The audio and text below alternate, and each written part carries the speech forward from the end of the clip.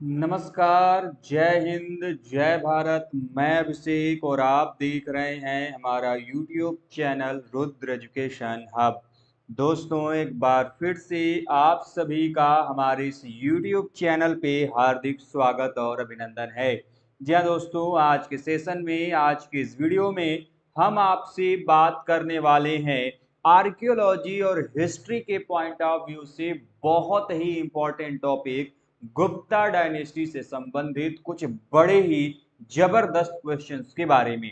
दोस्तों, यदि आप सभी ने हिस्ट्री और आर्कियोलॉजी से कभी भी यूजीसी नेट या फिर किसी कम्पिटिटिव एग्जाम का प्रिपरेशन किया होगा तो इस डायनेस्टी से बहुत सारे क्वेश्चंस पूछे जाते हैं, चाहे वो इनके इंस्क्रिप्शंस को लेके हो, चाहे इनके क्वाइंस को लेके हो, इनके एडमिनिस्ट्रेशन को लेके हो, या फिर इनके पॉलिटिकल, सोशियोलॉजिकल, रिलीजियस हिस्ट्री को लेके हो।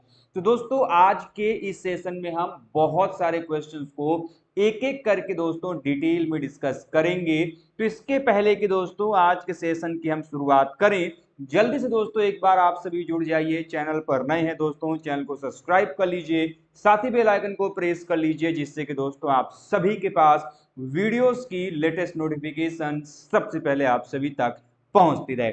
साथ में दोस्तों हमें ये भी बता दीजिए कि क्या आप तक हमारी आवाज और वीडियो क्वालिटी दोनों बेहतर रूप से पहुंच पा रही है या नहीं, जिसके पश्चात दोस्तों जो सेशन है उसे हम स्टार्ट करें।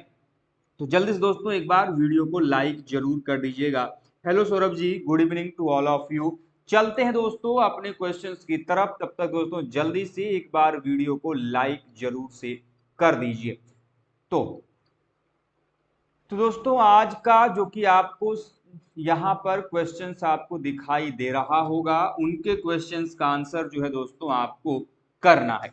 सबसे पहला क्वेश्चन दोस्तों जो कि आपको यहाँ पे दिखाई दे रहा है कि निम्नलिखित में से किसने गुप्त राजवंश में महाराजाधिराज की सर्वप्रथम उपाधि धारण की। क्वेश्चन क्या है? महाराजाधिराज की उपाधि जो है सबसे पहली बार किस रूलर के द्वारा जो है, किस गुप्तन रूलर्स के द्वारा जो है वह क्या किया गया था, धारण किया गया था। ऑप्शन क्या है? श्रीगुप्त, चंद्रगुप्त प्रथम, समुद्रगुप्त या फिर चंद्रगुप्त सेकेंड। बताएं किसके द्वारा जो है सबसे पहली बार जो महाराजाधिराज जो टाइटल है, जो उपाधि है, वह धारण किया गया था। चलिए, प्रियंका जी ने आंसर किया है ऑप्शन नंबर बी। ओके, ठीक है, और भी लोग कोशिश करें। सही आंसर क्या होगा? संध्या जी ने भी आंसर किया है ऑप्शन नंबर बी। बहुत बढ़िया, बताएं भाई। चलिए, बिल्कुल सही जवाब है। The right answer is option number B. जो चंद्रगुप्त प्रथम हैं उनके द्वारा जो है क्या किया गया था, द टाइटल महाराजाधिराज उन्होंने क्या किया था, धारण किया था। अब यहाँ पे हमें श्रीगुप्त का नाम भी दिखाई दे रहा है। जैसा कि आप सभी जानते हैं, ये जो गुप्त राजवंश की हम बात करते हैं, द डायनेस्टी गुप्त राजवंश is founded by whom? Srigupta. कौन भैया? श्रीगुप्त जो है, इनके द्वारा जो है क्या किया गया था, जो गुप्त राजवंश है उसकी स्थापना की गई थी। जबकि जो चंद्रगुप्त प्रथम है, इनको हम गुप्त वंश का वास्तविक संस्थापक के रूप में भी जो है बेटे जानते हैं। इनको हम क्या कहते हैं? यह जो है कि वास्तविक संस्थापक, ये जो आपके चंद्रगुप्त प्रथम है, यह वास्तविक संस्थापक के रूप में जाना जाता है। जबकि समुद्रगुप्त आप सभी जानते हो, इनको हम भारत का क्या कहते हैं? नेपोलियन कहते हैं। क्या कहते हैं बेटे? भारत के नेपोलियन के रूप में इन्हें जाना जाता है। ठीक है, बाकी चंद्रगुप्त द्वितीय आप सभी जानते हैं, बताने की अतिरिक्त आवश्यकता नहीं है चंद्रगुप्त द्वितीय के बारे में। ठीक है, इनके कई सारे नाम हैं, जिसमें सबसे प्रमुख है इनका चंद्रगुप्त द्वितीय विक्रमादित्य। ठीक है, तो अब इसके बारे में जब हम डिटेल में आगे पढ़ेंगे तो बताएंगे। तो the right answer is option number B. चलिए अगले क्वेश्चन की तरफ चलते हैं। अगला क्वेश्चन है कि गुप्त अभिलेखों में किसे लिच्छवी दौहित्र कहा गया? गुप्तन इंस्क्रिप्शन जो है, उन गुप्तन इंस्क्रिप्शन में किसके लिए लिच्छवी दौहित्र जो शब्द है उसका प्रयोग हमें देखने को मिलता है। ऑप्शंस आपके सामने है, चंद्रगुप्त फर्स्ट, दूसरा समुद्रगुप्त, तीसरा चंद्रगुप्त सेकेंड एंड चौथा Skandagupta. What is the right answer? बताएं इसका सही आंसर क्या होगा? बताइए भाई, किसे जो है कि लिच्छवी दौहित्र कहा गया है? ठीक है, आप सभी ने बी बताया है, बहुत बढ़िया, क्या बात है, अच्छी चीज है, बहुत बढ़िया। ठीक है, the right answer is what? The right answer is option number B, Samudragupta को। समुद्रगुप्त के लिए जो है किस शब्द का प्रयोग किया गया है? लिच्छवी दौहित्र कहा गया है। क्या कहा गया है? लिच्छवी दौहित्र कहा गया है। इसके अलावा इनके और भी उपाधि है। यदि हम इनकी उपाधियां देखें, किसकी? समुद्रगुप्त की, तो इनको अलग अलग नामों से, इनको जो उपाधि है जिसमें आपका पृथ्वी व्याम प्रतिरथ कहा गया है, पृथ्वी व्याम प्रतिरथ कहा गया है। ठीक है, मतलब वह जिसका पृथ्वी पर कोई भी ओपोनेंट अर्थात जो प्रतिद्वंदी है वह न हो, इन्हीं के लिए जो कविराज है, ठीक है, वह भी टाइटल हमें देखने को मिलता है। इन्हीं को जो है कि परम भट्टारक जो शब्द है, जो टाइटल है, वह भी हमें दिखाई देता है। अब इनका बड़ा ही जबरदस्त एक अभिलेख है और उसका नाम बेटे ध्यान में रखना, और वह नाम क्या है? प्रयाग प्रशस्ति। क्या है? प्रयाग प्रशस्ति। ठीक है, इस चीज को ध्यान में रखिएगा। बाकी चंद्रगुप्त प्रथम का अभी हमने टाइटल आपको बताया, महाराजाधिराज उनको कहा गया है। ठीक है, इसके अलावा यदि हम देखें तो बाकी आप चंद्रगुप्त द्वितीय की यदि हम बात करते हैं कि ये जो चंद्रगुप्त द्वितीय हैं उनके कई सारे टाइटल हैं। ठीक है, ये बड़ा इंपॉर्टेंट है, इनकी भी उपाधियां जो है बेटे आप ध्यान में जरूर रखिए। जैसे में इनको सहशांक कहा जाता है। क्या कहते हैं? सहशांक कहा जाता है।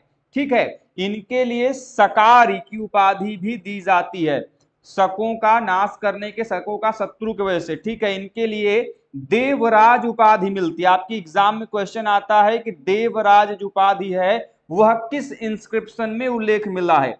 जो सांची इंस्क्रिप्शन है उसमें चंद्रगुप्त सेकेंड का जो टाइटल है वह क्या मेंशन है?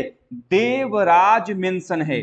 ठीक है, जबकि देवगुप्त जो टाइटल है वह कहां मिलता है? तो प्रवरसेन का जो चमक इंस्क्रिप्शन है, प्रवरसेन के चमक इंस्क्रिप्शन में इनका टाइटल क्या मिलता है? देवगुप्त मिलता है। इन्हीं को मैंने बताया भी था अभी कि विक्रमादित्य या फिर श्री विक्रम भी कहा गया है। इसके अलावा इन्हीं को परम भागवत का भी जो टाइटल है वह भी हमें देखने को मिलता है। ठीक है, बाकी जो इनका मेहरौली इंस्क्रिप्शन है उसमें इनके लिए जो चंद्र टाइटल है वह भी देखने को मिला है। ठीक है, इसके अलावा एक और इंस्क्रिप्शन है उदयगिरी केव इंस्क्रिप्शन। उदयगिरी केव इंस्क्रिप्शन, जहां पे इनके लिए क्या टाइटल प्रयोग में लाया गया है? राजाधिराजर्षि। क्या प्रयोग में लाया गया है? राजाधिराजर्षि जो टाइटल है वह प्रयोग में लाया गया है। ठीक है, इसको ध्यान में रखिएगा। इसके अलावा यहां पर एक और शासक का नाम है स्कंदगुप्त। स्कंदगुप्त की कई सारे टाइटल्स हैं। यदि हम बात करें तो इसमें जैसे आप नाम ले सकते हो क्रमादित्य। क्रमादित्य यह टाइटल इनके जो क्वाइंस हैं, जो मुद्रा है, वहां पे मिलता है। बाकी इनका जो स्कंदगुप्त का जो भीतरी इंस्क्रिप्शन है उसमें इनके लिए विक्रमादित्य टाइटल मिलता है। ठीक है, और उसी भीतरी इंस्क्रिप्शन में जो कि आपकी एग्जाम में कई बार आया है, गुप्त वंशय कबीर। गुप्त वंशय कबीर जो टाइटल है वह भी उसी भीतरी इंस्क्रिप्शन में मिलता है। जबकि एक और इंस्क्रिप्शन है कहोम इंस्क्रिप्शन, जिसमें इनका टाइटल शक्रोपम मिलता है। क्या मिलता है? शक्रोपम। ध्यान रखिएगा, ये सभी बड़े इंपॉर्टेंट हैं।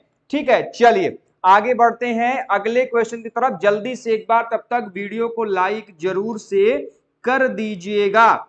चलिए क्वेश्चन क्या है भैया कि निम्न में से किस गुप्त राजा का नाम देवगुप्त था। लीजिए मैंने अभी बताया, इसीलिए वो कहते हैं कि जब डिटेल में पढ़ेंगे तो फिर कोई दिक्कत परेशानी होगी नहीं। बताइए भाई, देवगुप्त जो नाम है यह किस शासक के लिए प्रयोग में लाया गया था। ऑप्शन आपके चंद्रगुप्त सेकेंड, कुमारगुप्त, स्कंदगुप्त और विष्णुगुप्त। बताएं भाई सही आंसर क्या होगा, किसके लिए प्रयोग में लाया गया था। तो मैंने अभी बताया देवगुप्त हो गया, ठीक है, याद है अभी मैंने बताया था कई सारे इनके नाम, देवगुप्त हो गया, ठीक है, देवराज हो गया। अच्छा देवगुप्त ये टाइटल जो है बेटे ये कहां पे मिला था, बहुत इंपॉर्टेंट है। ये जो टाइटल है इसका उल्लेख कहां पर हुआ है, बहुत इंपॉर्टेंट। तो प्रवर सेन, प्रवर सेन इनका एक इंस्क्रिप्शन है जिसको हम लोग किस नाम से जानते हैं, चमक लेख, ठीक है, चमक इंस्क्रिप्शन। उसमें जो है चंद्रगुप्त की उपाधि का जो वर्णन है वह वहां पर दिखाई देता है, ठीक है। यहाँ पे विष्णुगुप्त हैं, विष्णुगुप्त किसका मूल नाम था, कौटिल्य का, जिन्हें हम चाणक्य के नाम से भी जानते हैं, और ये यहाँ पे आपको फंसाने के लिए दिया है, ठीक है। चलिए अगला क्वेश्चन क्या है बेटे, अगला क्वेश्चन है, हाँ बहुत इंपॉर्टेंट है कि गुप्त शासकों में सर्वप्रथम चांदी का जो सिक्का है किसके द्वारा चलाया गया था, बहुत important. Who was the first ruler in Guptan period who introduced the silver coins? Option Chandragupta first, Samudragupta, Chandragupta second और कुमारगुप्त। जब आप गुप्तन क्वाइंस पे जाते हो बेटे, ठीक है, तो आपको पता होगा गुप्त काल में तीन महत्वपूर्ण प्रकार की मुद्राएं दिखाई देती हैं। The first one is gold, the second one is silver and the third one is copper. और ये तीनों अलग अलग शासकों के काल में चली हैं। ध्यान रखिएगा आपके एग्जाम में क्वेश्चन आएगा कि सबसे पहले गुप्त शासक जिसने क्या किया था, जिसने गुप्त मुद्राएं में सोने की मुद्राएं चलाई। अलग अलग क्वेश्चन आता है कि किसने क्या चलाया, किसने सिल्वर के पॉइंट्स चलाए, आपके बड़े इंपॉर्टेंट आते हैं, ठीक है। बताओ, तो चंद्रगुप्त प्रथम है, ठीक है, आपके मुद्राओं के रूप में हम उन्हें देखते हैं, ठीक है। बताओ भैया किसने चलाया था सबसे पहले जो चांदी का सिक्का है, चंद्रगुप्त सेकेंड ने। किसने चलाया था, चंद्रगुप्त सेकेंड ने चलाया था, ठीक है। चंद्रगुप्त द्वितीय के द्वारा जो है सबसे पहली बार क्या किया गया था, आपकी जो मुद्रा है सिल्वर क्वाइंस उसका जो प्रमाण है, उसका जो प्रचलन है इनके द्वारा कराया गया था, ठीक है। अच्छा एक चीज और बता दूं कि यह जो कॉपर की मुद्रा है इसका प्रचलन सबसे पहली बार किसने कराया, यह भी आपके एग्जाम में आता है। यह कराया था रामगुप्त ने। किसने कराया था भैया, राम गुप्त के शासन काल में सबसे पहली बार चलाया गया था, ठीक है। इंपॉर्टेंट है, तब तक जल्दी से एक बार वीडियो को लाइक कर दीजिएगा, ठीक है। इसके अलावा गोल्ड कॉइन आप सभी जानते हैं चंद्रगुप्त प्रथम के शासन काल में चला, ठीक है। अच्छा अब एक क्वेश्चन आपके एग्जाम में आएगा, क्वेश्चन ये आएगा कि जो सोने की मुद्रा है गुप्त काल में इन्हें किस नाम से जानते थे, तो इन्हें दिनार कहते थे। जो आपकी चांदी की मुद्रा है इन्हें किस नाम से जाना जाता था, तो इन्हें हम रुपयक के नाम से जानते थे। जो कॉपर की मुद्रा है इसे हम किस नाम से जानते थे, तो इन्हें हम मासक कहते थे। तो यह तीनों मुद्राओं के नाम हैं, इनको अच्छे से देख लीजिए, याद कर लीजिए, क्वेश्चन आपके एग्जाम में आता है, ठीक है। तो जल्दी से एक बार वीडियो को लाइक जरूर से कर दीजिएगा, ठीक है। बाकी अब अलग अलग शासकों ने अलग अलग प्रकार की मुद्राएं चलाई हैं, उन पे जब मैं आऊंगा तो वहां बताऊं। अच्छा एक चीज मैं आप लोगों को और बता दूं कि जब मुद्राओं की बात हो रही तो जो सर्वाधिक प्रकार की मुद्रा है बेटे, सर्वाधिक प्रकार की हम मुद्रा की बात करें या फिर अभिलेख की बात करें, यह किसके शासन काल में देखने को मिलता है? तो जो कुमार गुप्त प्रथम है, ठीक है, कुमार गुप्त प्रथम के शासन काल में हमें सर्वाधिक प्रकार की मुद्रा और जो चीजें हैं वो दिखाई देती हैं। अच्छा, एक चीज मैं आप लोगों को और बता दूं कि हम, जैसा कि आप सभी जानते हैं, आर्कियोलॉजी की हमारे चैनल के माध्यम से प्रिपरेशन कराई जाती है, हिस्ट्री प्रिपरेशन कराई जाती है। तो हमारे चैनल के माध्यम से आर्कियोलॉजी यूजीसी ने दिसंबर 2024 के लिए और हिस्ट्री दिसंबर 2024 के लिए जो मॉक टेस्ट है वो चैनल पे, जो आप हमारा ऐप है उस पर अपलोड किया जा चुका है। हिस्ट्री में हम 50+ मॉक टेस्ट आपको प्रोवाइड करा रहे हैं और आर्कियोलॉजी में जो है हम आपको 150+, ठीक है, मॉक टेस्ट प्रोवाइड करा रहे हैं। तो यदि आप में से कोई इंटरेस्टेड है जो जुड़ना चाहता है मॉक टेस्ट सीरीज में हमारे, तो आप जाके वहां पे जुड़ सकते हैं, ठीक है, जिसमें हम आपको full length mock test, topic wise mock test देंगे और ये दोनों आप मॉक टेस्ट जो हैं आपके बाईलिंगुअल मोड में होंगे, हिंदी और इंग्लिश दोनों प्रकार के जो क्वेश्चंस हैं आपको वहां पर देखने को मिलेंगे और उसमें जो क्वेश्चंस हैं आपके पेपर पैटर्न की जो लेवल है आपका, उसी के आधार पे आपको देखने को मिलेगा, ठीक है। चलिए आगे चलते हैं अगले क्वेश्चन की तरफ। एक गुप्त लेख गणना के 61वें वर्ष का है, इसे किसके राजकाल में गढ़ा गया था? ये आप तभी कर पाएंगे जब आपने गुप्त संवत को पढ़ा होगा। गुप्त संवत 390 याद होगा, 319 AD, ठीक है, तो उससे पढ़ा होगा। तो समुद्रगुप्त, रामगुप्त, चंद्रगुप्त द्वितीय या फिर कुमार गुप्त, बताएं भाई। क्वेश्चन को ध्यान से पढ़िएगा। एक गुप्त इंस्क्रिप्शन जो गणना के 61वें वर्ष का है, इसे किसके राजकाल में बनाया गया, निर्माण किया गया? चंद्रगुप्त, स्कंदगुप्त, ठीक है, कुमार गुप्त, रामगुप्त और समुद्रगुप्त, बताएं भाई किसकी? देखिए दोनों की अलग अलग है। जैसे यदि हम बात करें आर्कियोलॉजी की, तो आर्कियोलॉजी में जो है आपका इस समय करंटली 150+ मॉक टेस्ट मिलेंगे जिसकी प्राइसिंग अभी 999 है, ठीक है। जो आपका हिस्ट्री है, यदि हम उसकी बात करते हैं तो हिस्ट्री की प्राइसिंग अभी कम है, 299, ठीक है, 299 है, ठीक है, 299। तो ये आपको मिल जाएगा। हिस्ट्री में आपके 50+ मॉक टेस्ट हैं, आर्कियोलॉजी में 150+ मॉक टेस्ट है, ठीक है। तो इस ये है, आप उसको देख सकते हैं, फुल लेंथ है आपका, यूनिट वाइज है, डेली उसमें जो मॉक टेस्ट पेपर है वो अपलोड होते हैं। आर्कियोलॉजी में यदि आप इसमें जाएंगे तो इसमें पेपर में आपको पीवाईक्यूज के भी रिविजन हो जाएंगे। जो फर्स्ट पेपर का है वो भी क्वेश्चन आपको वहां पे मिलेगा। सेकेंड पेपर के जो मॉडल पेपर हम बनाएंगे वो भी आपको देंगे। मॉडल पेपर दो प्रकार का होगा, एक जिसमें फुल लेंथ पूरे टॉपिक से क्वेश्चन होगा, ठीक है, दूसरा जो आपका टॉपिक वाइज होगा। जैसे क्वेश्चन प्री हिस्ट्री पूछा जाएगा तो स्टोन एज हो गया, ठीक है, फिर आपका इंडस वैली सिविलाइजेशन हो गया, चालकुलिथिक हो गया, मेगालिथिक हो गया, ठीक है, आयरन एज हो गया। ऐसे टॉपिक वाइज जो क्वेश्चंस हैं, इंस्क्रिप्शन से हो गए, न्यूमिस्मेटिक्स से हो गए, ठीक है, आर्ट एंड आर्किटेक्चर से हो गए, तो ऐसे टॉपिक वाइज जो क्वेश्चंस हैं वो सभी आपको वहां पे इस बार मिलेंगे। तो ये सभी चीजें, बाकी हमारे चैनल जो ऐप है उस पर आपको नोट्स भी मिलेगा। अभी जो क्रैश कोर्स हमारे चैनल के द्वारा चलाया जा रहा है ऐप पे वो है, बाकी रेगुलर कोर्स तो चल ही रहा है, ठीक है। खैर हम बात करते हैं इस क्वेश्चन की। जिसको भी कोई भी डाउट हो, हमारे चैनल का जो नंबर है यहाँ पे आप कॉल या मैसेज करके कभी भी जानकारी ले सकते हैं। तो इसका सही आंसर क्या होगा, किसके शासनकाल का है? ये चंद्रगुप्त सेकेंड का शासनकाल का है। जब आप इसको तभी कर पाएंगे जब आपने इसको जो पढ़ा होगा, ठीक है। क्वेश्चन है कि अधोलिखित में से कौन सा अभिलेख स्कंदगुप्त की सक्रोपम उपाधि का उल्लेख करता है? अभी मैंने बताया है, थोड़ा देखें कितने लोगों को याद है। द टाइटल सक्रोपम जो है यह हमें कहां से देखने को मिलता है, ठीक है।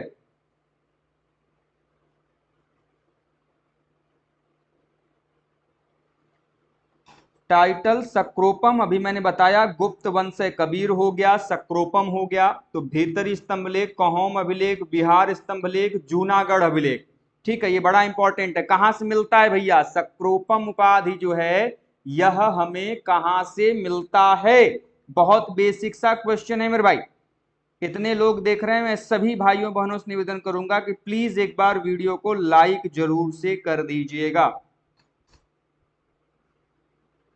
चलिए मैं बताता हूं सही आंसर क्या होगा भैया, ऑप्शन नंबर बी, कहोम इंस्क्रिप्शन। ठीक है, कहोम इंस्क्रिप्शन में जो है स्कंदगुप्त के, वह हमें इनकी टाइटल क्या दिखाई देती है, सक्रोपम जो उपाधि है वह इनका वहां पर देखने को मिलता है। जबकि जो भीतरी इंस्क्रिप्शन है उसमें क्या मिलता था, विक्रमादित्य, ठीक है, प्लस दूसरा क्या मिला था, गुप्त वंशय कबीर। यह दो टाइटल आपको भीतरी इंस्क्रिप्शन में मिला। भीतरी है कहां पे बेटे, यूपी का जो गाजीपुर डिस्ट्रिक्ट है वहां पर स्थित आपका ये बड़ा ही जबरदस्त इंस्क्रिप्शन है।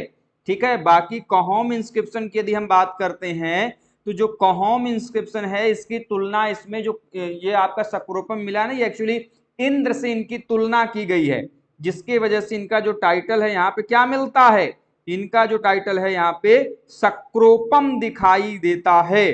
ठीक है, इसके अलावा कहोम इंस्क्रिप्शन में एक व्यक्ति हैं भद्र।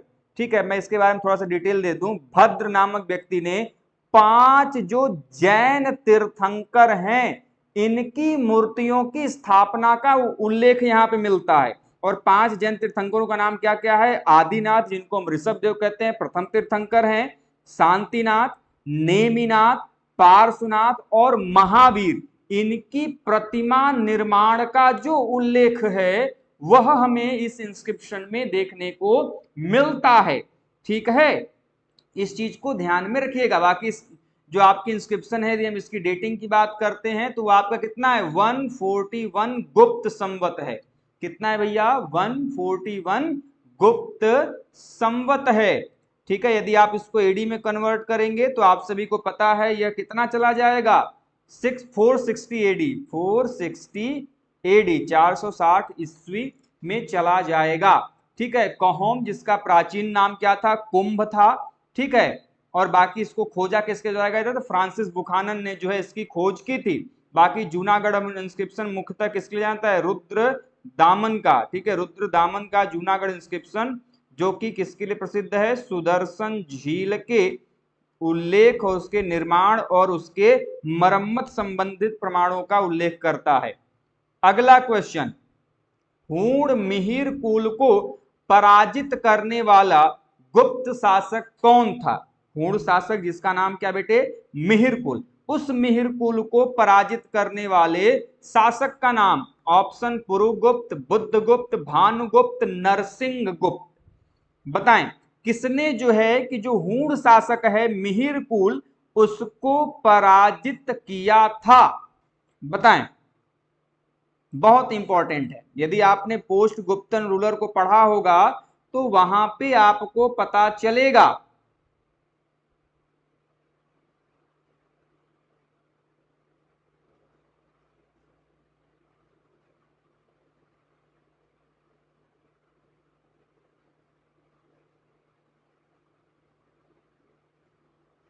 डी, ठीक है, बहुत बढ़िया, क्या बात है।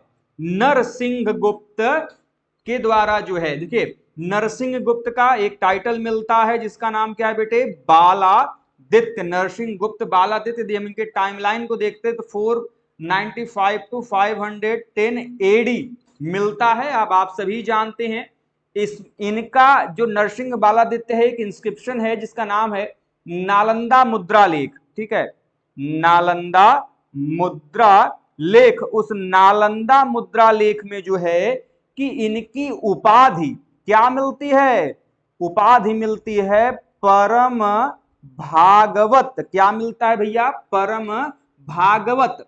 ठीक है, अच्छा एक चीज ध्यान रखिएगा कि एक्चुअली इन्होंने, ठीक है, इन्होंने जो है कि जो नरसिंह गुप्त बालादित्य इन्होंने आक्रमण नहीं किया था किसके, हूण जो मिहिर कुल है, बल्कि इन्होंने मिहिर कुल को टैक्स देना बंद कर दिया था, जिससे गुस्सा होकर मिहिर कुल ने इनके ऊपर आक्रमण किया और मिहिर कुल पराजित हुआ। और पराजित होने के बाद इन्होंने उनको बंदी बना लिया था। ठीक है, ये सब कहानी है। चलिए आगे बढ़ते हैं अगले क्वेश्चन की तरफ। अगला क्वेश्चन, बाकी देखिए ये जितने भी आपको यहाँ पे रूलर मेंशन है ना, जैसे पुरुगुप्त का नाम है, बुद्धगुप्त का नाम है, भानुगुप्त का नाम है, ये सभी आपके बाद के शासक हैं। ठीक है, जो आपके पुरुगुप्त हैं इनका उल्लेख कहाँ मिलता है? जो भीतरी स्तंभ लेख है, भीतरी स्तंभ लेख जो है उसमें मिलता है। क्या मिलता है कि भैया जो पुरुगुप्त हैं इनको उनमें कुमार गुप्त प्रथम और जो उनकी पत्नी अनंत देवी हैं उनका संतान बताया गया है। ठीक है, और इनकी जो आपकी भीतरी मुद्रा लेख है, भीतरी मुद्रा लेख है, भीतरी मुद्रा लेख है, ठीक है, उस लेख में इनकी जो पत्नी है उनका नाम क्या बताया गया है? चंद्र देवी, चंद्र देवी बताया गया है। ठीक है, इसके अलावा यदि हम बात करें, पुरुगुप्त पहला गुप्त शासक था जो कि क्या था? बौद्ध अनुयायी था। क्या था? बौद्ध अनुयायी था। अगला है आपका बुद्धगुप्त, इनकी उपाधि क्या है? परम दैवत।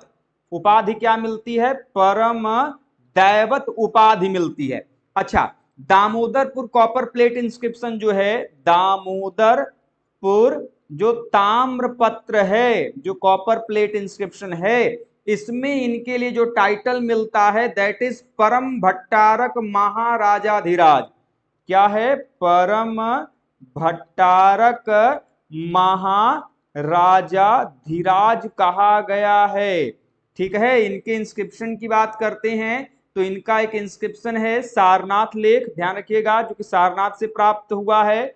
बहुत सारे पॉइंट्स में बताता हूं लिखने के दौरान। ठीक है, बाकी एरण से इनका एक पिलर इंस्क्रिप्शन भी मिला है। ठीक है, एरण से इनका एक स्तंभ लेख जो है, ठीक है, बुद्धगुप्त का, वह भी प्राप्त हुआ है। दामोदरपुर से इनके 3 कॉपर प्लेट मिले हुए हैं। ठीक है, जो कि मैंने अभी बताया। इसके अलावा पहाड़पुर कॉपर प्लेट इंस्क्रिप्शन जो कि बांग्लादेश से मिला है, पहाड़पुर ताम्रपत्र, ठीक है, वो भी बड़ा इंपॉर्टेंट है। इसके अलावा सारनाथ का बुद्ध मूर्ति लेख, सारनाथ का जो बुद्ध मूर्ति लेख है, ठीक है, यदि हम उसकी डेटिंग की बात करते हैं तो यह कब है? गुप्त संवत 157, यदि 80 में कन्वर्ट करेंगे तो 476 एडी का है। ठीक है, इसके अलावा आपका एक और है भानुगुप्त। ठीक है, इन भानुगुप्त का जो वर्णन है आपका, यह आपके एरण अभिलेख में इनका उल्लेख है। ठीक है, इसमें आपके हूण आक्रमण का उल्लेख भी मिलता है, बाकी कई सारी चीजें हैं। ठीक है, तो ये आपके हो गए, ये सब आपके पोस्ट गुप्त, मतलब कि जो आपके लेटर गुप्तन रूलर हैं, जो कि परवर्ती गुप्त शासक हैं, उनके रूप में इनको हम जानते हैं। अगला, निम्नलिखित में से कौन प्रभावती गुप्ता की माता थी? प्रभावती गुप्त के माता का नाम पूछ रहा है। ऑप्शन ध्रुव, कुबे, कुमार देवी, अनंत देवी। ठीक है, प्रभाव गुप्त के माता का नाम पूछ रहा है। अब यहां भी आप तभी कर पाएंगे जब सभी शासकों की पत्नियां और उनकी संतानों को आपने अच्छे से पढ़ा होगा। All the ruler have wifes and their childrens, उनके तो जो नाम है भैया वो एक जगह लिख लो, आसानी से आप उसको याद कर पाओगे। ठीक है, मैं लिखवा दे रहा हूं। एक तरफ आपके रूलर हो गए, ठीक है, दूसरी तरफ उनके रूलर्स के वाइफ हो गए, उनके आपके क्या हो गए? चाइल्ड्स हो गए। तो कौन कौन से भैया हैं आगे? तो पहले बता दो कि कौन है, किसकी हैं ये प्रभावती गुप्ता? कुबेर नागा। ठीक है, किसकी हैं? कुबेर नागा। ठीक है, यहां पे पूरा नाम नहीं लिखा है, कुबेर नागा। चलिए, अच्छा, मैं आप लोगों को बता दूं एक एक करके। द फर्स्ट जो आपके रूलर हैं वह, उनका नाम क्या है? चंद्रगुप्त प्रथम। चंद्रगुप्त प्रथम की पत्नी का नाम क्या था? कुमार देवी। ठीक है, क्या नाम था? कुमार देवी। इनके पुत्र का नाम क्या है भैया? समुद्रगुप्त। क्या नाम है? समुद्रगुप्त। दूसरे आपके समुद्रगुप्त भाई साहब, दूसरे क्या हैं? समुद्रगुप्त। समुद्रगुप्त के पत्नी का नाम क्या है? दत्त देवी। दत्त देवी। इनसे पुत्र कौन उत्पन्न हुए? चंद्रगुप्त द्वितीय। चंद्रगुप्त द्वितीय। ठीक है, तीसरे कौन है? शासक ये हैं चंद्रगुप्त द्वितीय। चंद्रगुप्त द्वितीय की पत्नी का नाम, दो पत्नियां हैं इनकी, एक है आपकी ध्रुव देवी, ठीक है, और दूसरी है आपकी कुबेर नागा, ठीक है। ध्रुव देवी से इनके दो संतान हुए, पहला कुमार गुप्त और गोविंद गुप्त, ठीक है, कुमार गुप्त और आपके गोविंद गुप्त, ठीक है। और कुबेर नागा कौन हुआ भैया इनसे? प्रभावती गुप्ता। प्रभावती गुप्ता, इन्हीं की शादी बाद में रुद्रसेन से होगी, ठीक है। फिर बाद में उनकी मृत्यु हो जाएगी और अधिकार किसका हो जाएगा? इन्हीं का, ठीक है। अगले कौन है? कुमार गुप्त प्रथम। कुमार गुप्त प्रथम, कुमार गुप्त प्रथम की पत्नी का नाम, इनकी भी दो पत्नियां, एक है आपकी अनंत देवी, एक है अनंत देवी, और दूसरा कौन है? देवकी, ठीक है। अनंत देवी से कौन हुआ? सॉरी, पुरुगुप्त। कौन हुआ? पुरुगुप्त। और देवकी से कौन हुआ? स्कंद गुप्त, ठीक है। और आपके लास्ट के भाई साहब जो कि जहां पे एकदम खत्म के कगार पे हैं, पुरुगुप्त, इनकी पत्नी का नाम मित्र देवी या फिर इन्हीं को चंद्र देवी भी कहा जाता है, ठीक है। और इनसे जो संतानें हुई उनको अभी मैंने बताया, बुद्ध गुप्त हो गया, ठीक है, और कुमार गुप्त सेकेंड, ठीक है। तब तक जल्दी से एक बार वीडियो को लाइक जरूर से कर देना। चलो आगे चलते हैं अगले क्वेश्चन की तरफ। अगला क्वेश्चन है कि निम्नलिखित गुप्त शासकों में किसने मयूर प्रकार की मुद्रा जारी की? मयूर प्रकार की मुद्रा, ठीक है। समुद्रगुप्त, चंद्रगुप्त द्वितीय, कुमार गुप्त प्रथम, स्कंद गुप्त। अब आप सभी जानते हैं गुप्त शासकों में हर एक शासक की अपनी अपनी कुछ स्पेशल टाइप ऑफ क्वाइंस रही हैं, विशेष प्रकार की मुद्राएं उन लोगों ने प्रचलित करी हैं। तो ऐसे में जो मयूर प्रकार की मुद्रा है वह किसने जारी किया था? ऑप्शंस आपके सामने मैंने रखे, बताओ भैया। सी, ठीक है, नेहा जी ने सी कहा है, संध्या जी ने सी कहा है, बहुत बढ़िया। और भी कोशिश कीजिए, कोशिश करने वालों की हार नहीं होती, डर के नौका पार नहीं होती।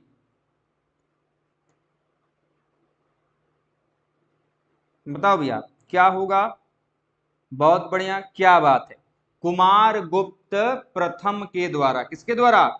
जो कुमार गुप्त प्रथम हैं उनके द्वारा जो है कि ये जो मयूर प्रकार की मुद्रा है वह जारी किया गया था।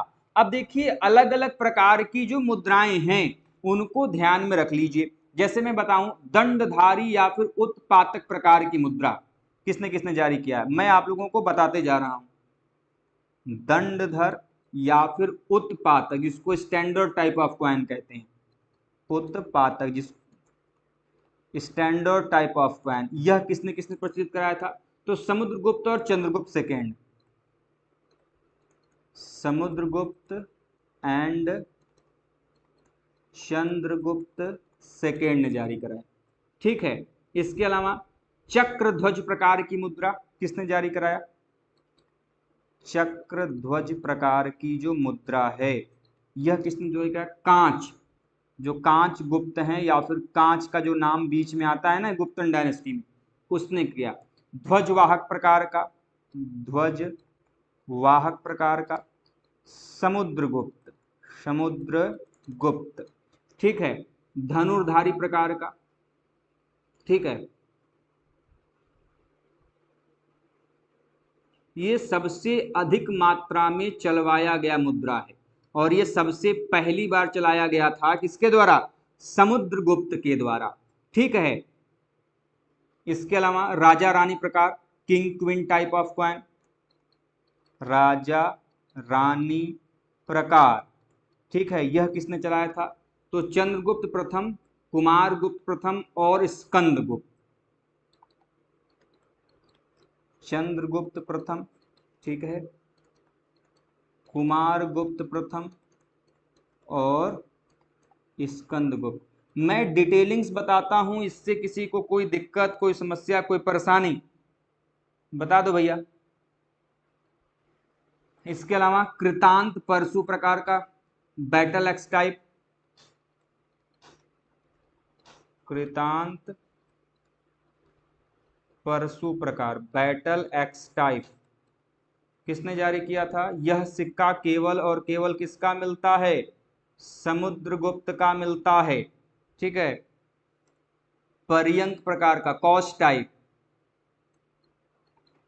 पर्यंक प्रकार का। देखो भैया, डिटेलिंग से फायदा ये हो जाएगा कि आप लोगों को एक ही जगह पे उनसे संबंधित जो पॉइंट्स हैं वह मिल जाएगा। यह मिलता है पर्यंक प्रकार का केवल और केवल चंद्रगुप्त द्वितीय का। लॉयंस लेयर टाइप ऑफ, सिंह निहंता प्रकार, सिंह निहंता प्रकार, lion slayer type of coin, यह किसका मिलता है? यह दो शासकों ने जारी किया था, चंद्रगुप्त द्वितीय और कुमारगुप्त प्रथम। चंद्रगुप्त सेकेंड और कुमार गुप्त फर्स्ट। ठीक है। हॉर्समैन टाइप, हॉर्समैन टाइप, अश्वारोही प्रकार की मुद्रा, अश्वारोही प्रकार की मुद्रा, ये किसने जारी किया था? यह तीन रूलर हैं, चंद्रगुप्त सेकेंड, चंद्रगुप्त सेकेंड, ठीक है, Kumaragupta first, Kumaragupta first and Skandagupta, Skandagupta.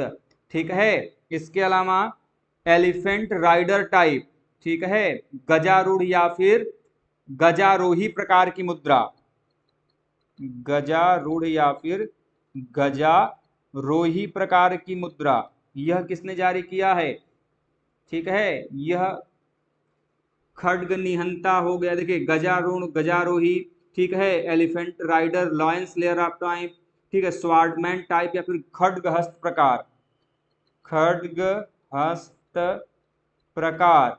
ठीक है। इसके अलावा राइनोसोरस स्लेयर टाइप, ठीक है, आपका अप्रतिघ प्रकार, अप्रतिघ प्रकार, ये सभी के सभी किसने जारी किए थे? कुमार गुप्त फर्स्ट, कुमार गुप्त प्रथम ने। छत्र प्रकार का सिक्का किसने जारी किया था? तो तीन शासक हैं, चंद्रगुप्त सेकेंड, कुमार गुप्त फर्स्ट और घटोत्कच। ठीक है, छत्र प्रकार का। इसके अलावा चक्र विक्रम, बहुत इंपॉर्टेंट है, चक्र विक्रम प्रकार किसने जारी किया था? चंद्रगुप्त सेकेंड ने, चंद्रगुप्त सेकेंड ने जारी किया था। ठीक है। वीणावादन प्रकार, ठीक है, व्याघ्र निहंता प्रकार और अश्वमेघ प्रकार। ठीक है। Lyrist type, tiger slayer type हो गया एंड अश्वमेघ टाइप, ये तीनों के तीनों किसके द्वारा जारी किए गए थे?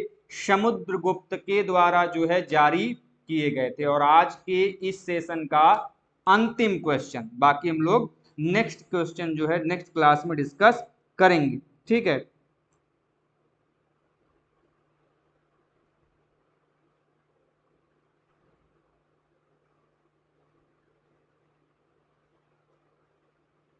चलिए, क्वेश्चन क्या है कि अजंता की किस गुफा में अवलोकितेश्वर बोधिसत्व का चित्रांकन हुआ है? क्वेश्चन क्या है कि अजंता की कौन सी ऐसी गुफा है जिसमें अवलोकितेश्वर बोधिसत्व का जो चित्रांकन है वह दिखाई देता है? केव नंबर 1, 9th केव, 16th केव या फिर 17th केव? बताएं भाई, किसमें जो है हमें उसका अंकन जो है, किसका? अवलोकितेश्वर का अंकन दिखाई देता है? बताएं भाई क्या होगा?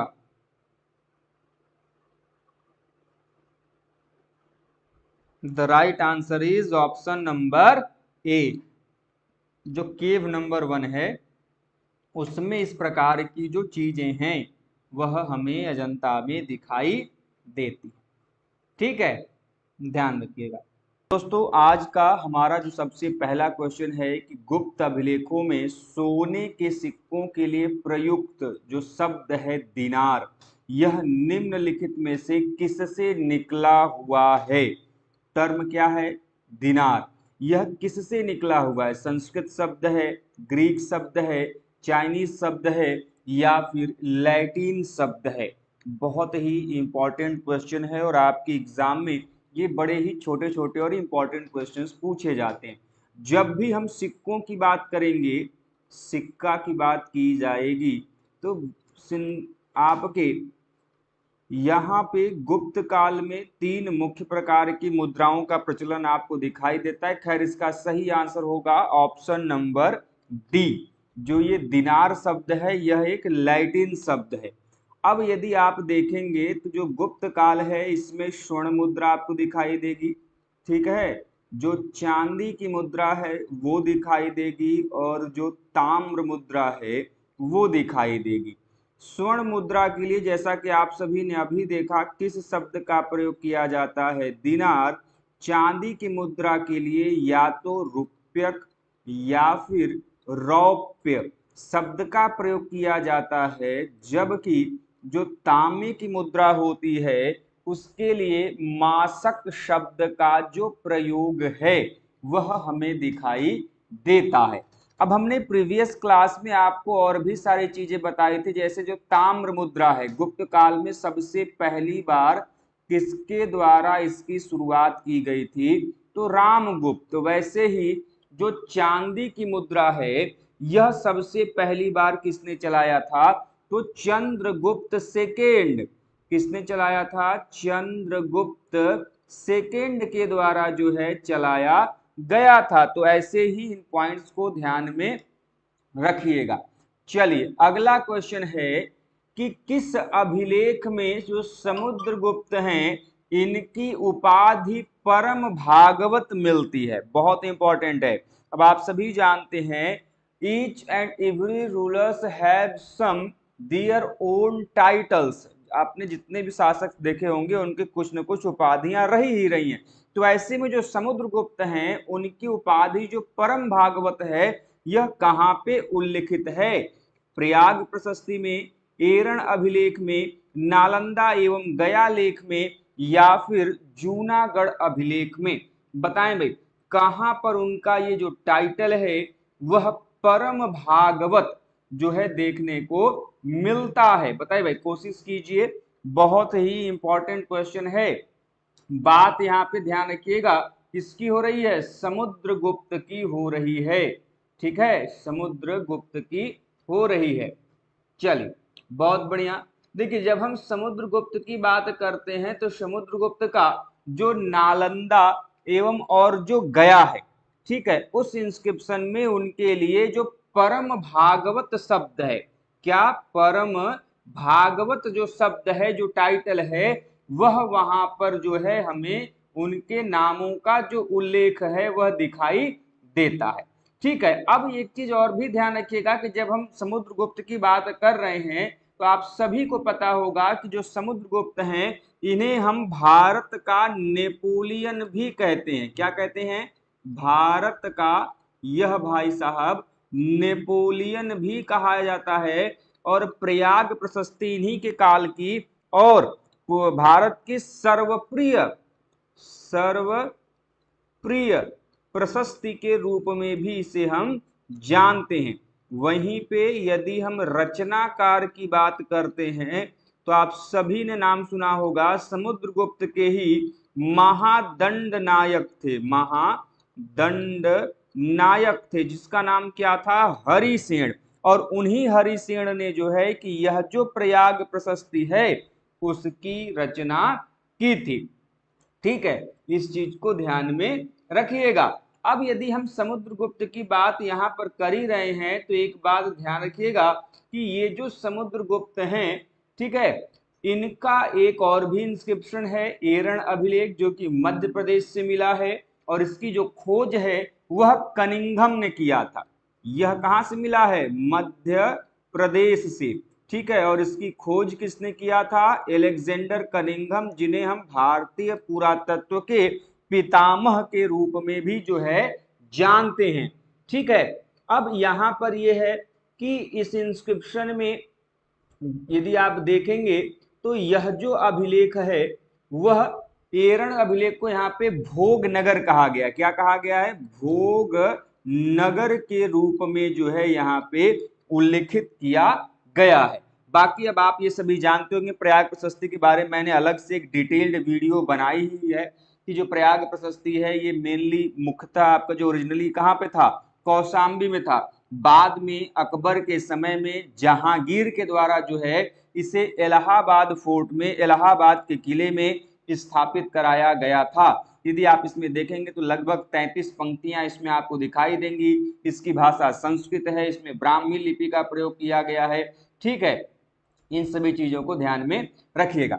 अच्छा, एक बड़ी इंपॉर्टेंट और कंफ्यूजनस चीज जो कि आपके एग्जाम में बच्चे कंफ्यूज होते हैं कि क्वेश्चन पूछा जाता है कि जो समुद्रगुप्त हैं उनके अश्वमेध यज्ञ की जो जानकारी है वह किस अभिलेख से प्राप्त होती है, और बच्चे यहाँ पे कंफ्यूज हो जाते हैं। मैं अपने सभी भाइयों बहनों से निवेदन करूंगा, जितने भी लोग देख रहे हैं, कि प्लीज एक बार आप सभी वीडियो को लाइक जरूर से कर दीजिएगा। ठीक है, तो भैया देखो अश्वमेध यज्ञ जो है यह अभिलेख में वर्णित नहीं है। ठीक है, वर्णित नहीं, अर्थात कोई ऐसा अभिलेख नहीं जहां पे समुद्रगुप्त के अश्वमेध यज्ञ की जानकारी मिलती है, बल्कि इनकी मुद्रा है। यदि आप इनकी 6 प्रकार की स्वर्ण मुद्राओं को देखेंगे तो उसमें अश्वमेध प्रकार की जो मुद्रा है, ठीक है, आपको वहां से पता चलता है कि इन भाई साहब ने क्या किया था, अश्वमेध यज्ञ किया था। अगला, किस अभिलेख से ज्ञात होता है कि स्कंदगुप्त ने हूणों को पराजित किया था? मैंने ये पिछले क्लास में बताया था, बताइए भाई, वह कौन से ऐसे अभिलेख हैं जिसमें पता चलता है कि स्कंदगुप्त के द्वारा हूणों को पराजित किया गया था? भीतरी स्तंभलेख, इलाहाबाद स्तंभलेख, मंदसौर अभिलेख, या फिर उदयगिरी अभिलेख? बताएं भाई, किससे पता चलता है? बहुत इंपॉर्टेंट है, इससे सिंपल क्वेश्चन आपके एग्जाम में आ नहीं सकता। मैंने कल की भी क्लास में जो पिछली बार पढ़ाया था तो वहां पे बताया था। What is the right answer? भीतरी इंस्क्रिप्शन। Very good. कहां पर है भीतरी इंस्क्रिप्शन? यूपी का जो गाजीपुर डिस्ट्रिक्ट है, ठीक है, यह वहां पर स्थित है। ठीक है, अच्छा एक चीज ध्यान रखिएगा, इसी से हमें हूण आक्रमण की जानकारी मिलती है, और इसी में स्कंदगुप्त की जो उपाधि है वह क्या मिलती है? विक्रमादित्य, विक्रमादित्य और गुप्त वंशय कबीर। ठीक है, यह दोनों टाइटल भी जो है आपके इसी इंस्क्रिप्शन में, भीतरी इंस्क्रिप्शन में जो है वह देखने को मिलता है।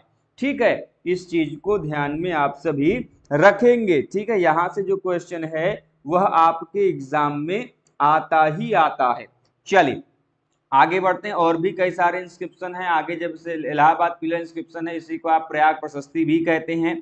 ठीक है, आगे जाएंगे, अशोक के शासन काल में निर्गत कराया गया था, बाद में इसमें समुद्रगुप्त और आपके अकबर संबंधी जो चीजें हैं वो आपको देखने को मिलती हैं। गुप्त काल में उत्तर भारतीय व्यापार निम्नलिखित में से किस बंदरगाह से संचालित होता था? बहुत इंपॉर्टेंट क्वेश्चन कि भैया जो उत्तर भारत है, जो नॉर्थ इंडिया है, वहां का जो ट्रेड एंड कॉमर्स है वह किस बंदरगाह से संचालित होता था? भड़ौच, कल्याण, खंभात या फिर ताम्रलिप्ति? बताएं सही आंसर क्या होगा? कहां से जो है किसका जो व्यापार है वह हमें संचालित होते हुए दिखाई देता है?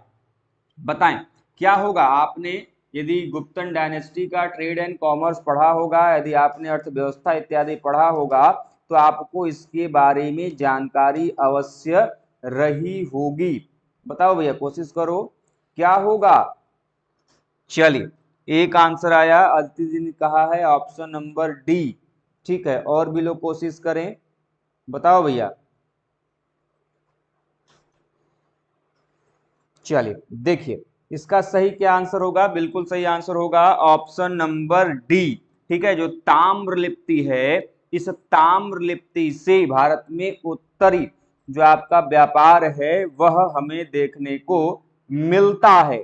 ठीक है, इस चीज को ध्यान में आप सभी रखें। जब आप गुप्तन एडमिनिस्ट्रेशन पढ़ेंगे तो इन सभी चीजों का जो उल्लेख है, ठीक है, वह आपको वहां पर दिखाई देगा। देखिए, जब हम बात करते हैं तो पूर्व तट पे बंगाल में आपका पड़ता था ताम्रलिप्ति और सप्तग्राम। क्या पड़ता था?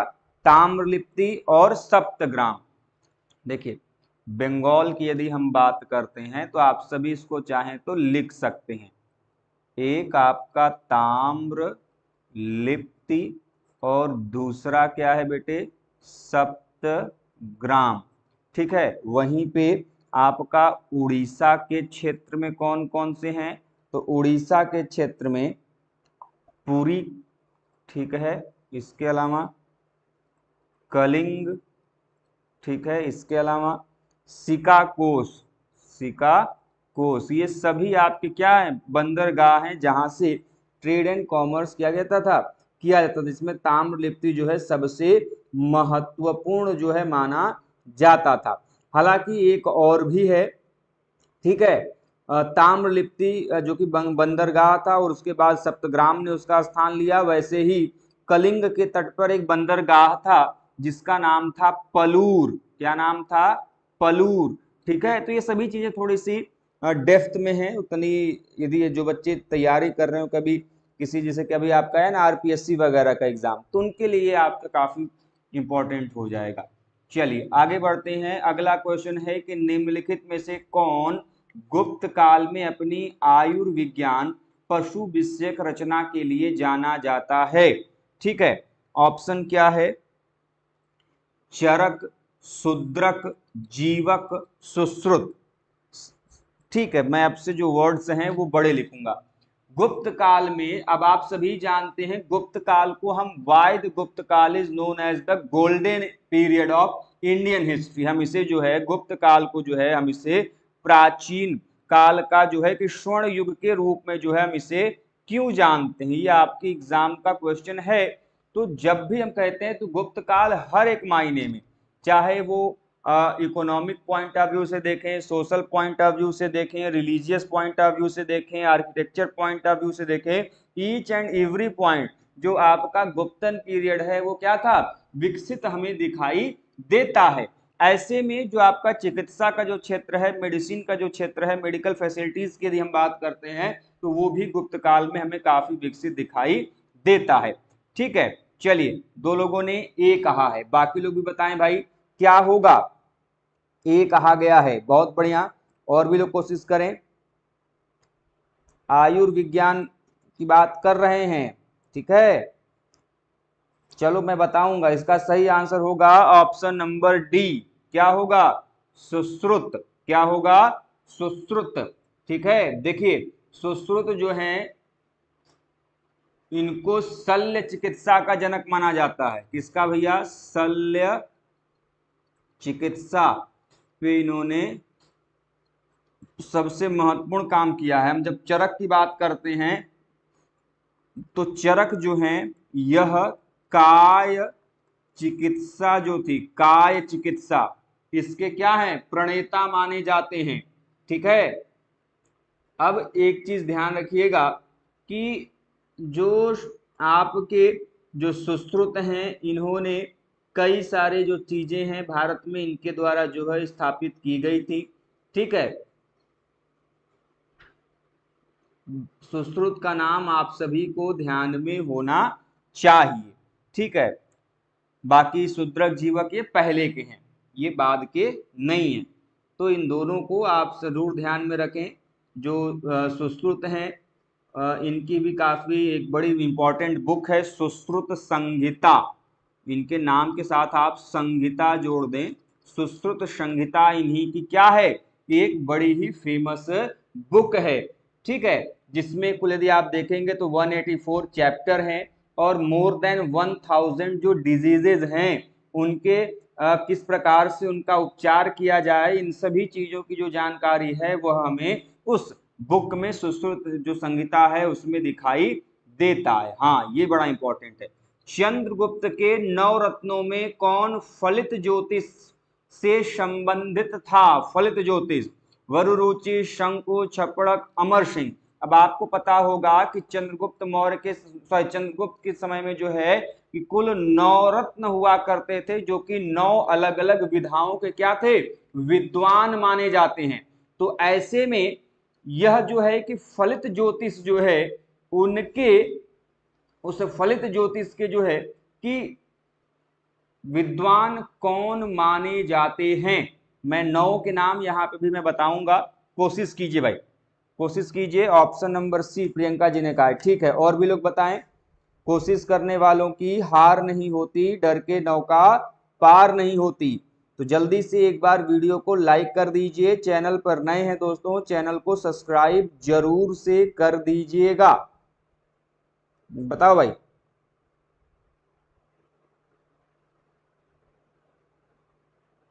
चलिए देखिए, the right answer is option number C, छपड़क। मैं सभी के नवों के नाम लिख देता हूं। जो नवरत्न हैं, इन नवरत्न का जो प्रमुख था वह कौन था, वह थे आपके कालिदास। कौन थे, कालिदास। ठीक है। इसके अलावा अब आप सभी जानते हैं जादूगर कौन थे। जादूगर की यदि हम बात करते हैं तो वह थे बेताल भट्ट। जादूगर कौन थे, वह थे आपके बेताल भट्ट। ठीक है, बेताल भट्ट क्या थे, जादूगर थे। ठीक है। वहीं पे जो घटक पर थे, घटक पर, ये क्या थे भैया, ये थे आपके कूटनीतिज्ञ। कूटनीतिज्ञ। ठीक है। इसके अलावा यदि हम बात करें शंकु, जिसका नाम यहां पर दिया गया है, ये आर्किटेक्ट थे। क्या थे, वास्तुकार थे। ठीक है। वहीं पर जो धनवंतरी हैं, ये भी इसी का पार्ट हैं, धनवंतरी। ठीक है। धनवंतरी की यदि हम बात करते हैं तो अब आप सभी जानते हैं चिकित्सक। इन्हीं के तो अवसर पे हम सभी क्या मनाते हैं, धनतेरस। लेकिन गलती दिक्कत यह है कि हम लोगों ने धनतेरस को सामान खरीदने से जोड़ लिया है। खूब बढ़िया बढ़िया महंगी महंगी शॉपिंग कर लेंगे, लेकिन पता नहीं चलेगा कि जो आरोग्य के देवता माने जाते हैं धनवंतरी, यह उनका दिवस है। ठीक है। तो खैर धनवंतरी हो गए। फिर यहाँ पे जो अमर सिंह हैं, अमर सिंह भी हैं, जो कि आपके क्या थे, कोषकार थे, जिसको हम लोग लेक्सिकोग्राफर कहते हैं, लेक्सिकोग्राफर। ठीक है। इसके अलावा छपड़क को मैंने बताया ही, क्या थे, ये आपके फलित ज्योतिष हैं। और एक बचे आपके वरु रुचि, जो कि यहाँ मेंशन है। यह भाई साहब व्याकरण के विद्वान माने जाते हैं। किसके, व्याकरण, जो आपका ग्रामर है। ठीक है। तो इन सभी चीजों को आप सभी ध्यान में रखें। अगला कि गुप्त काल में लिखित संस्कृत नाटकों में स्त्री और शूद्र क्या बोलते थे। संस्कृत, प्राकृत, पाली या फिर शौरसेनी। बताएं भाई, क्या बोलते थे, कोई बता सकता है। उनके द्वारा किस भाषा का जो प्रयोग है वह किया जाता था। बहुत इंपॉर्टेंट है, बताओ। अच्छा, जब शूद्र की बात आती है तो एक क्वेश्चन है कि ऋग्वेद के अंतर्गत जो शूद्र हैं, इनके देवता का नाम मिलता है कि शूद्रों के देवता कौन थे। ठीक है। हालांकि प्राकृत यहां पे बोलते थे। ठीक है। इसका सही आंसर क्या होगा, जो शूद्र हैं और जो आपके स्त्री हैं, वो संस्कृत नाटकों में प्राकृत भाषा का प्रयोग करते थे। खैर क्वेश्चन थोड़ा से हटके है कि ऋग्वेद के अंतर्गत जो ये शूद्र थे, वह किस भाषा का जो प्रयोग है वह माफ कीजिएगा, उनके देवता का नाम क्या था। तो उनके देवता का नाम आप सभी ने पढ़ा होगा, पूषण। क्या था, पूषण। ठीक है। चलिए, अच्छा एक चीज और मैं थोड़ा सा बताइए आप लोग तो, कि ये जो शूद्र हैं, इनका सर्वप्रथम उल्लेख कहां मिलता है। शूद्र का सर्वप्रथम जो उल्लेख है, सर्वप्रथम जो उल्लेख है वह कहां पर मिलता है, बताइए। ये छोटी छोटी बड़ी इंपॉर्टेंट बातें हैं जो कि आपके एग्जाम के लिए बहुत इंपॉर्टेंट है। बताओ भैया, what is the right answer.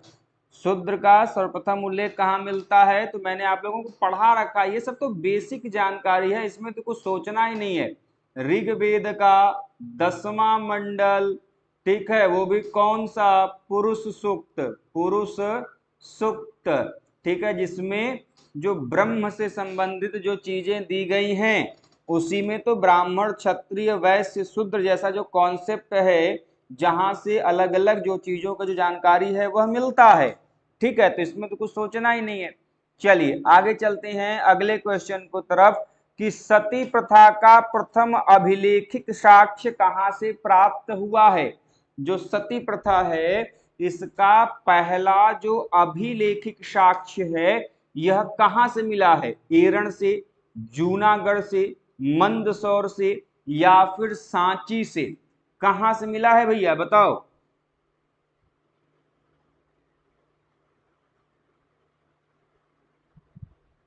ए, ठीक है, बहुत बढ़िया, क्या बात है, किससे मिला है भैया? एरण से मिला है। किससे मिला है? एरण इंस्क्रिप्शन आप सभी जानते हैं। इस एरण इंस्क्रिप्शन में हमें जो सती प्रथा है इसका उल्लेख हमें प्राप्त होता है, ठीक है, इस चीज को ध्यान में रखिएगा। जैसे अलग अलग आपके हैं इंस्क्रिप्शन जिसमें आपके शासकों के अलग अलग जो आपके कार्य हैं वह देखने को मिलता है, तो उसी में से एरण इंस्क्रिप्शन है जिसमें इस प्रकार की जो जानकारी है वह हमें देखने को मिलता है, ठीक है।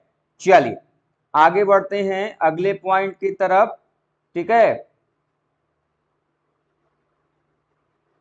देखिए एक्चुअली इसमें होता क्या है कि जब आप इस एरण इंस्क्रिप्शन की बेटे बात कर रहे हो तो एरण इंस्क्रिप्शन जिसकी डेटिंग क्या है? जिसकी डेटिंग गुप्त संवत 191 है। यदि आप इसको एडी में कन्वर्ट करेंगे तो 510 एडी, ठीक है, 510 ईस्वी होगा। इसमें एक्चुअली हुआ क्या था कि इसमें जो है कि हूण आक्रमण का उल्लेख मिलता है। किसका उल्लेख मिलता है? हूण आक्रमण का उल्लेख मिलता है। और ये किसके शासनकाल का है? यह भानुगुप्त का है, भानुगुप्त का है। जब आप लेट गुप्तन रूलर्स को पढ़ेंगे तो उसमें एक शासक है भानुगुप्त, ठीक है, और इन्हीं भानुगुप्त में लड़ते हुए भानुगुप्त के एक सेनापति थे। इसी युद्ध में लड़ते हुए भानुगुप्त के एक सेनापति थे जिनका नाम क्या था? गोपराज। क्या नाम था? गोपराज। और उन गोपराज की मृत्यु के पश्चात जो है कि उनकी जो पत्नी है वो सती हो गई, और इसी के बारे में जो प्रमाण है वो हमें यहां पर देखने को मिलता है, ठीक है, इस चीज को ध्यान में रखिएगा। चलिए आगे बढ़ते हैं अगले क्वेश्चन की तरफ। अगला क्वेश्चन है आपका, हाँ, अब यहां पर दो चीजें दी गई हैं और दोनों को आपको क्या कराना है? मैच कराना है। लिस्ट 1 में आपके रूलर्स के नाम दिए गए हैं और लिस्ट 2 में उनके जो टाइटल्स हैं, ठीक है, उनकी जो उपाधियां हैं वह दी गई हैं और आपको इनको आपस में मैच कराना है।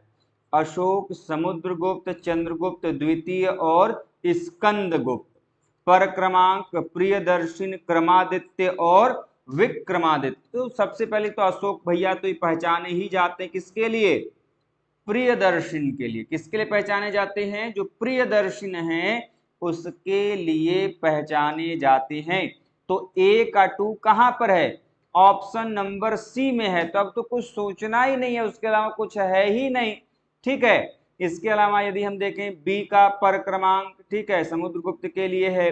विक्रमादित्य किसके कहा जाता था? अब आप सभी जानते हैं, चंद्रगुप्त द्वितीय विक्रमादित्य के नाम से जाने जाते थे। और स्कंदगुप्त भाई साहब बचे आपके क्रमादित्य के नाम से जाने जाते थे।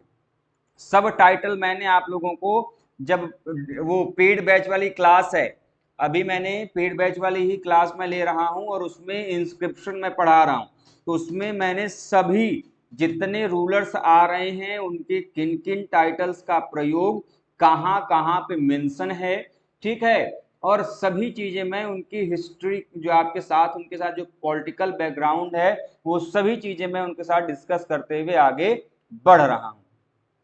ठीक है, चलिए अगला क्वेश्चन कि प्राचीन भारत में सिंचाई कर को क्या कहते थे? ऑप्शन विदक भागम, हिरण्य, उर्द, उदरंग या फिर उपरनिका। बताएं भाई, किस नाम से जाना जाता था जो आपका इरिगेशन टैक्स था? ठीक है, जो सिंचाई कर था प्राचीन भारत में, उसे हम किन नामों से जानते थे? यदि आप सभी ने मौर्य काल के टैक्सेशन सिस्टम को पढ़ा होगा तो यह बड़े ही आसानी से आप कर पाएंगे। बताओ भाई।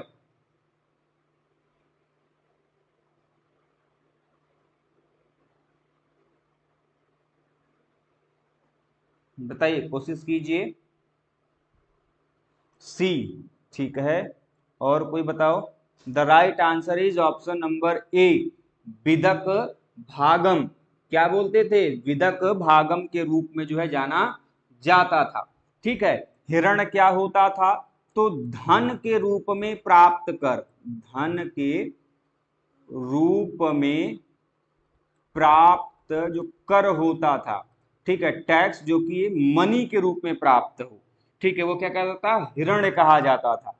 ठीक है, इस चीज को ध्यान रखिए। बाकी इसके अलावा जो आपके यहाँ पे क्या है? उर्दंग है, ठीक है। और ये सभी चीजें क्या है आपकी? ये भूमि कर के रूप में जाना जाता था, भूमि कर के रूप में जो है इन्हें हम जानते थे। इसके अलावा और भी कई सारे टैक्सेस हैं जो कि यहाँ पर हमें देखने को मिलता है, जैसे विस्टी, ठीक है, विस्टी जिसे आप बेगार भी कहते हैं, ठीक है। इसके अलावा गुल्म, गुल्म किसमें होता है? लिख लीजिएगा, ये नहीं कि केवल और केवल कहानी सुन रहे हैं। गुल्म टैक्स कहाँ पे लगता था? जो वन में उत्पन्न सामग्री थी, फॉरेस्ट में, वन में, जंगल में, वन में उत्पन्न सामग्री के ऊपर जो है टैक्स जो लगता था उसको हम लोग गुल्म कहते थे।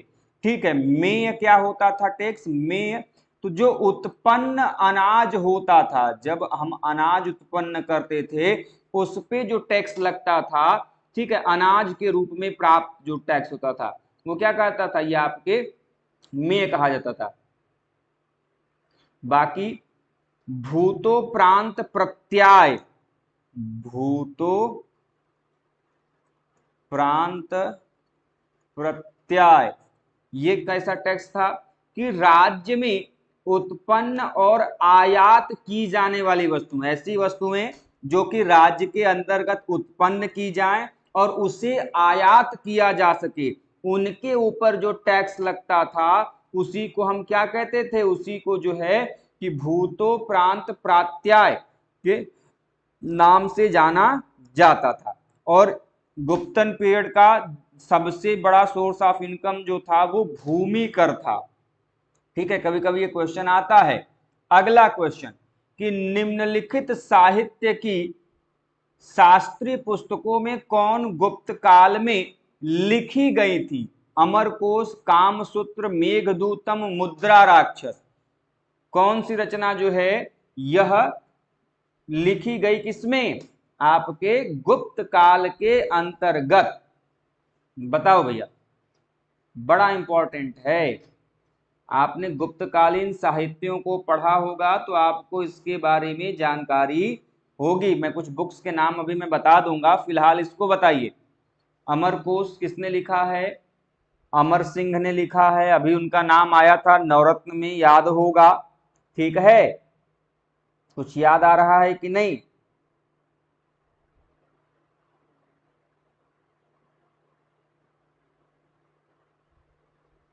डी, ठीक है, बहुत बढ़िया, क्या बात है।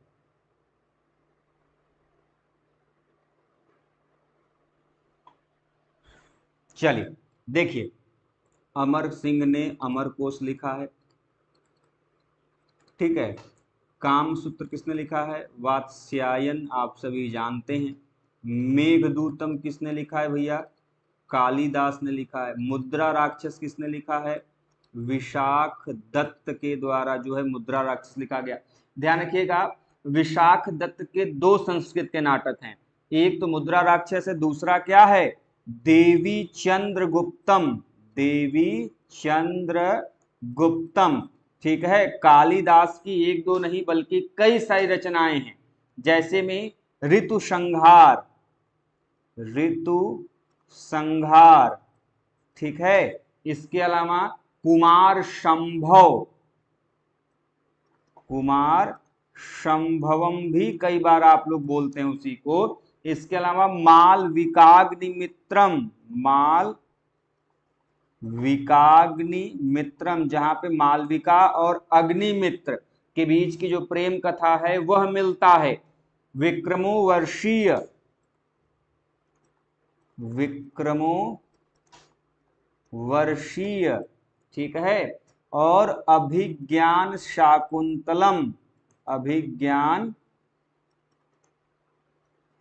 शाकुंतलम, ठीक है ये।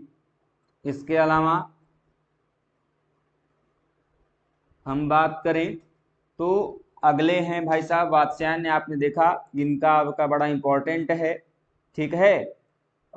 इसके अलावा अमर सिंह का अमरकोश, इसके अलावा शूद्रक का मृक्षकटिकम, जो शूद्रक हैं इनका क्या है, मृक्षकटिकम, ये भी बड़ा इंपॉर्टेंट है, ठीक है। इसके अलावा विष्णु शर्मा की पंचतंत्र की कहानी, विष्णु शर्मा की जो पंचतंत्र की कहानियां हैं, ठीक है, यह भी इसी काल की मानी जाती है, ठीक है। इसके अलावा कामंदक का नीतिसार, कामंदक का नीतिसार, ये सभी चीजें मैंने आप लोगों को पढ़ा रखी हैं। ये छोटी छोटी चीजें हैं, मुझे नहीं लगता कि इसमें।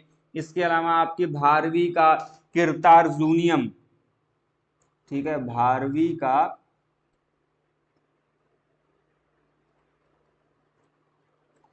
अब यहीं पर एक क्वेश्चन और बन सकता है बेटे, जैसे में क्वेश्चन आता है कि वह कौन सा अभिलेख है जिसमें कालिदास प्लस भारवी का जो उल्लेख है, ठीक है, वह होता है। कौन से अभिलेख में कालिदास और भारवी का उल्लेख प्राप्त होता है?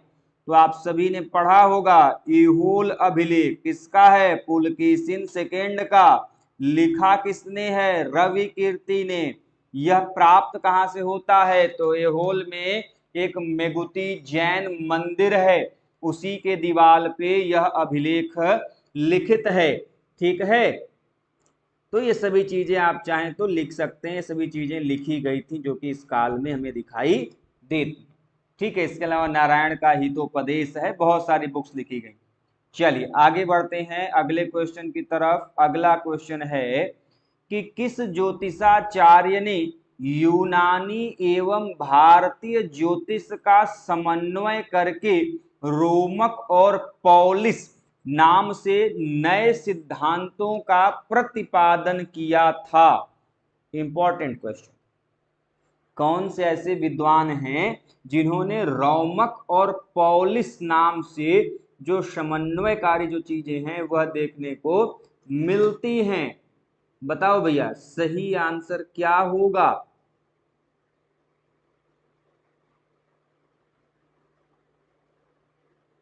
अब आप सभी जानते हो गुप्त काल में कई सारे विद्वान रहे हैं, चाहे हम आर्यभट्ट प्रथम की बात करें, चाहे हम वराह मिहिर की बात करें, चाहे हम ब्रह्मगुप्त की बात करें, ठीक है, चाहे हम भास्कर प्रथम की बात करें, ठीक है, भास्कराचार्य की बात करें, ठीक है, भास्कराचार्य जिनको हम कैलकुलस का जो कलन गणित है उसके आविष्कारक के रूप में जानते हैं, ठीक है। तो कई सारे इसमें जो है वह देखने को मिलते हैं। तो ऐसे में जो ये रोमक और पोलिस के सिद्धांत हैं ये किसने किया था? वराह मिहिर के द्वारा किया गया था। किसके द्वारा? वराह मिहिर के द्वारा जो है यह सिद्धांत दिया गया था। आपकी एग्जाम में आता है कि वराह मिहिर का जन्म कहां हुआ था? तो जो उज्जैनी का क्षेत्र है, ठीक है, उज्जैनी के क्षेत्र में 6ठी शताब्दी ईसा पूर्व में, उज्जैनी एक्चुअली अवंती और पश्चिम मालवा का क्षेत्र है। वराह मिहिर ने कई सारी पुस्तक लिखी है, कई सारी बुक लिखी है, और आपकी एग्जाम में क्वेश्चन आता है क्या क्या? पंच सिद्धांतिका, पंच सिद्धांतिका, ठीक है, बृहत जातक, बृहत जातक, ठीक है, बृहत संहिता, बृहत संहिता, ठीक है, लघु जातक, लघु जातक, इसके अलावा विवाह पटल, विवाह पटल, योग माया, योग माया, ठीक है।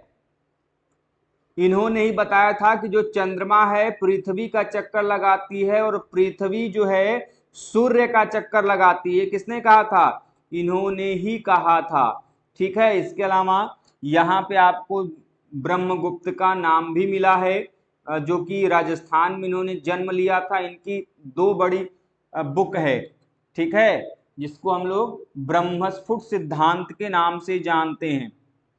ब्रह्मस्फुट सिद्धांत के नाम से जानते हैं। एक ये हो गया और दूसरा है खंड खाद्य, खंड खाद्य। ये दोनों बुक आप किसकी हैं? ब्रह्मगुप्त की हैं, ठीक है। बाकी आर्यभट्ट आप सभी जानते हो, जो कि पाटलिपुत्र में कुसुमपुर का जो रीजन है वहां पर इन्होंने जन्म लिया था और इनकी कई सारी बड़ी ही इंपॉर्टेंट पुस्तक है, ठीक है, जिसे आप लोग लिख लीजिए। जैसे में आर्यभट्टियम, आर्यभट्टियम, ठीक है। इसके अलावा सूर्य सिद्धांत, सूर्य सिद्धांत। ये सभी क्वेश्चन आपको हमारे जो मॉक टेस्ट सीरीज है, हमारा हिस्ट्री का जो मॉक टेस्ट सीरीज है और आर्कियोलॉजी की जो मॉक टेस्ट सीरीज है, ऐसे ही हर एक टॉपिक पे जो क्वेश्चंस हैं वो आप लोगों को मिल जाएगा। तो यदि आप में से कोई भी इंटरेस्टेड है हमारे मॉक टेस्ट सीरीज को ज्वाइन करने के लिए, तो हमारा जो ऑफिशियल ऐप है रुद्र एजुकेशन हब, उसको डाउनलोड कर लीजिए और वहां से हिस्ट्री या फिर आर्कियोलॉजी की जो मॉक टेस्ट सीरीज है आप उसे ज्वाइन कर पाएंगे।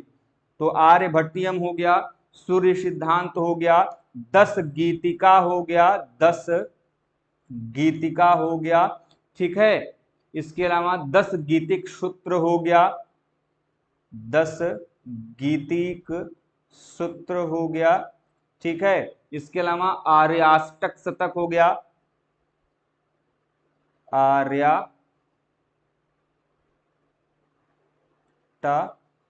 आर्याष्टा शतक हो गया। ध्यान रखिएगा कि जो आर्यभट्ट हैं इनको बीज गणित का जनक भी माना जाता है, ठीक है। यह आपके जो बीज गणित है एलजेब्रा, ठीक है, उसके जनक के रूप में भी जाने जाते हैं। लीजिए अगला क्वेश्चन कि कालिदास के द्वारा रचित जो बुक है मालविकाग्निमित्रम के नायक कौन थे? तो इसको भैया दो भागों में बांट लोगे, आराम से याद हो जाएगा। एक आपका मालविका, ठीक है, और दूसरा आपका अग्निमित्र, ठीक है। ऑप्शन क्या है? पुष्यमित्र शुंग, गौतमी पुत्र सातकर्णी, चंद्रगुप्त सेकेंड, ठीक है। बहुत ही इंपॉर्टेंट क्वेश्चन है, आपके एग्जाम में रिपीटेड क्वेश्चन है। बताइए भाई क्या होगा? नाटक नायक कौन था? अग्निमित्र भैया। कौन थे? अग्निमित्र भाई साहब, ठीक है। जब आप पढ़ेंगे तो आपको अग्निमित्र का उल्लेख आएगा। जब आपको मैं पॉलिटिकल हिस्ट्री कभी पढ़ाऊंगा तो वहां पे अग्निमित्र का आएगा। और आज के इस सेशन के अंतिम प्रश्न की तरफ चलते हैं, ठीक है। क्वेश्चन क्या है कि लिस्ट 1 को लिस्ट 2 से आपको मैच कराना है, जहां पे लिस्ट 1 में आपको बुक्स के नाम दिए गए हैं और वो बुक्स किस सब्जेक्ट के ऊपर लिखी गई है वो आपको बताना है। अष्टांग संग्रह, 10 रूपक, लीलावती, नीतिसार, नाट्यकला, राजव्यवस्था, गणित और आयुर्विज्ञान। बताइए। अष्टांग संग्रह बहुत इंपॉर्टेंट है, पढ़ाया था मैंने। अष्टांग संग्रह बताया भी गया था। किसने लिखा है अष्टांग संग्रह? अष्टांग हृदय और अष्टांग संग्रह, ठीक है, ध्यान रखना। अष्टांग हृदय और आपका अष्टांग संग्रह, यह जो दोनों बुक्स हैं यह किसके द्वारा लिखी गई? वाग्भट्ट के द्वारा। किसके द्वारा? वाग्भट्ट भट्ट के द्वारा जो है लिखी गई, और ये आपके किस पे हैं, आयुर्विज्ञान पे हैं। ठीक है, इस चीज को ध्यान में रखिएगा। तो ए का चार आपको ऑप्शन नंबर केवल और केवल बी में है। ठीक है, बाकी यदि हम बात करें तो 10 रूपक किसने लिखा है, यह आपके नाट्य कला से संबंधित है। जो लीलावती है आप सभी जानते हैं गणित और नीतिसार जो है आपका राज्य व्यवस्था से संबंधित है। तो कुल इस प्रकार से आज हम लोगों ने कुछ बड़े ही जबरदस्त और इंपॉर्टेंट क्वेश्चंस को डिस्कस किया। अब हम लोग नेक्स्ट क्लास में इसके आगे अभी और भी अच्छे लेवल के क्वेश्चंस बचे हुए हैं, उसको हम लोग नेक्स्ट क्लास में डिस्कस करेंगे। तो फिलहाल के लिए दोस्तों आज के लिए बस इतना ही। मिलते हैं नेक्स्ट क्लास में एक नए टॉपिक, एक नए जानकारी के साथ। तब तक के लिए आप स्वस्थ रहें, मस्त रहें। जय हिंद, जय भारत, हर हर महादेव।